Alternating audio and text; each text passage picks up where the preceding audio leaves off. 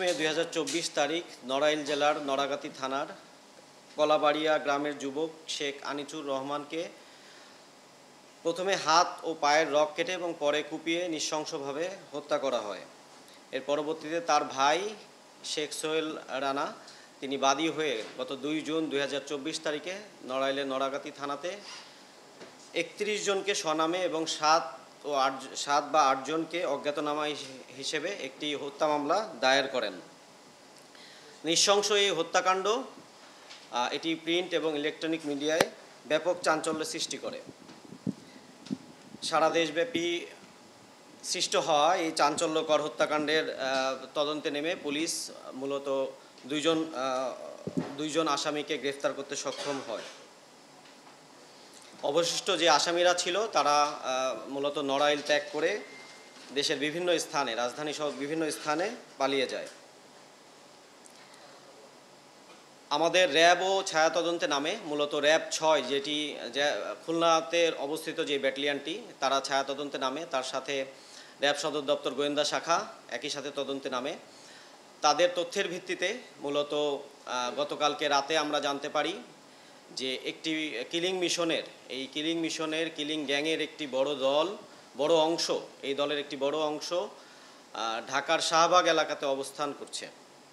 তাদের দেওয়া তথ্যের ভিত্তিতে গতকাল অর্থাৎ 10 জুন রাত আনুমানিক 9টার সময় আমাদের র্যাব 3-এর একটি আভিযানিক দল শাহবাগ এলাকাতে অভিযান পরিচালনা করে এই হত্যাকাণ্ডের মূল পরিকল্পনাকারী জাহিদুল শেখ সহ মোট 13 জনকে শাহবাগের বিভিন্ন স্থান থেকে গ্রেফতার করতে সক্ষম হয়। গ্রেফতারকৃতরা সকলেই নড়াইলের বাসিন্দা। গ্রেফতারকৃতদের প্রাথমিক জিজ্ঞাসাবাদে জানা যায় যে মূলত এই মামলার বাদী ভিকটিমের ভাই তিনি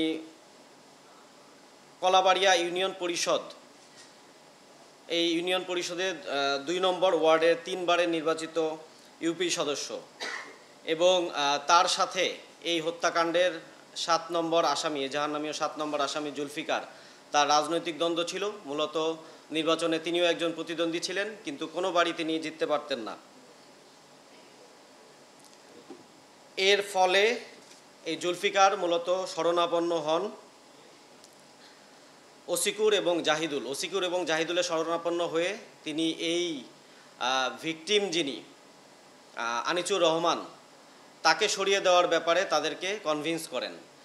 কেননা এই ভিকটিম আনিচুর রহমান তার এলাকায় আধিপত্য থাকার কারণে তার ভাই সোহেল শেখ তিনি বারবার নির্বাচিত হচ্ছিলেন। তো যখন জুলফিকার এই ওসিকুর এবং জাহিদুলের শরণাপন্ন হয় তখন তারা সকলে মিলে মূলত 6 মাস পূর্বে এই হত্যাকাণ্ডের একটি নীল নকশা তৈরি করে।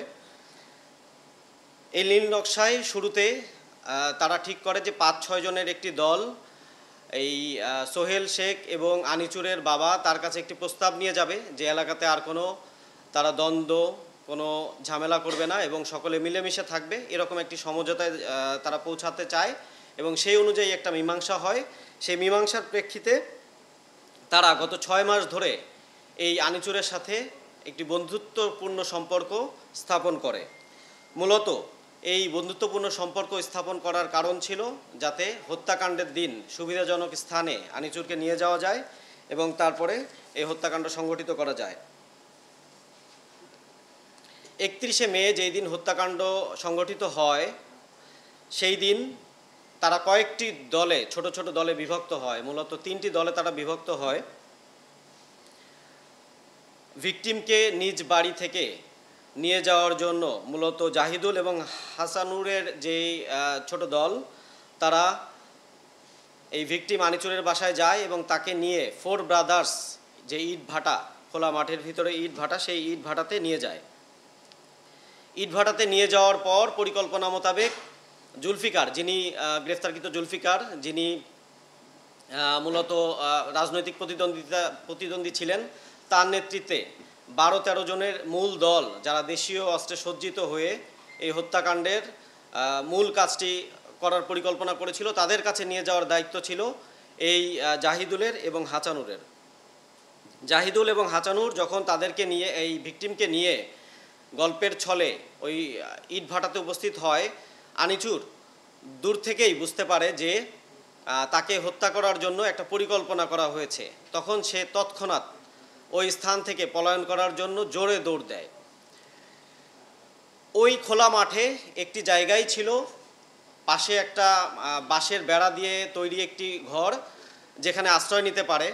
সেই স্থানে যখন দৌড় দিয়ে আনিচুর জীবন বাঁচানোর চেষ্টা করে, এই কিলিং গ্যাংয়ের যে অবশিষ্ট দল, রিজার্ভ দল, সেই দলটি ওই বাড়ির ভিতরে আগের থেকেই ওত পেতে অবস্থান করছিল যে কোনো কারণে যদি মূল দল ব্যর্থ হয় এই রিজার্ভ দল এই কাজটি সম্পন্ন করবে।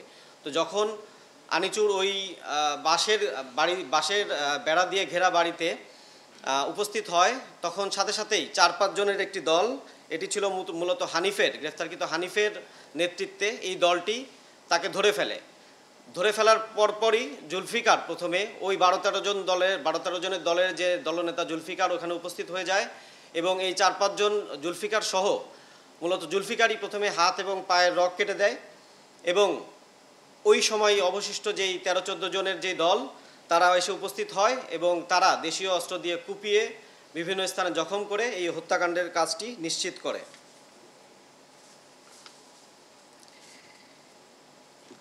এই গ্রেফতারকৃত জাহিদুল, যিনি হত্যার মূল পরিকল্পনাকারী হিসেবে আমরা চিহ্নিত করছি, তার বিরুদ্ধে এই হত্যাকাণ্ড ছাড়াও অতীতে অনেকগুলি মামলা রয়েছে যেগুলি মূলত হত্যা, ধর্ষণ এবং নির্যাতনের মতো মামলা।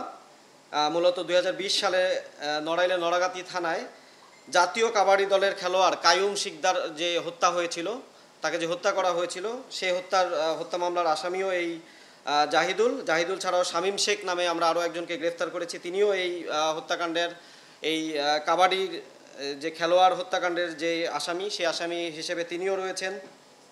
এছাড়াও এই গ্যাংয়ের অন্য যারা রয়েছেন গ্রেফতারকৃত জুলফিকার, হাসানুর, তাদের বিরুদ্ধেও এই একই ধরনের হত্যাকাণ্ড সহ মারামারি এবং অন্যান্য মামলা রয়েছে, তাদের প্রত্যেকের সকলের নামেই। আমরা যে 13 জনের যেই কিলিং গ্যাংকে গ্রেফতার করতে সক্ষম হয়েছি, তাদেরকে গ্রেফতার পরবর্তী যে আইনানুগ প্রক্রিয়া সেটি আমাদের চলমান রয়েছে এবং আমরা তাদেরকে আজকে নড়াইলে পুলিশের নিকট হস্তান্তর করব। ধন্যবাদ। হ্যাঁ, এটা মূলত নড়াইলের নড়াগাতি যে জায়গার যে ভৌগোলিক অবস্থান, এখানে হঠাৎ করেই আইনশৃঙ্খলা বাহিনী উপস্থিত হয়ে যেতে পারে না, কিছুটা জটিলতা আছে ওখানে ওই জায়গাটাতে পৌঁছাতে। তো যার কারণে এই কিলিং গ্যাং এরা মূলত নিজ জেলা নড়াইল ছাড়াও আমরা যেটা জেনেছি যে আশেপাশে জেলাতে কন্ট্রাকচুয়াল হিসেবে তারা যায় এবং গিয়ে বিভিন্ন কিলিং মিশন কিন্তু তারা সম্পন্ন করে থাকে। নড়াইলের পার্শ্ববর্তী জেলা যশোর এবং গোপালগঞ্জেও তারা বিভিন্ন সময় এই ধরনের ঘটনা ঘটিয়েছে বলে আমাদেরকে তারা তথ্য দিয়েছে। ইনিশিয়াল যে আমরা জিজ্ঞাসাবাদ করেছি তাতে আমরা এই বিষয়গুলি জানতে পেরেছি যে তারা শুধু নড়াইল না, নড়াইলের আশেপাশে বিভিন্ন জেলাতেও তারা আসলে এই ধরনের কিলিং মিশনে গিয়েছিল।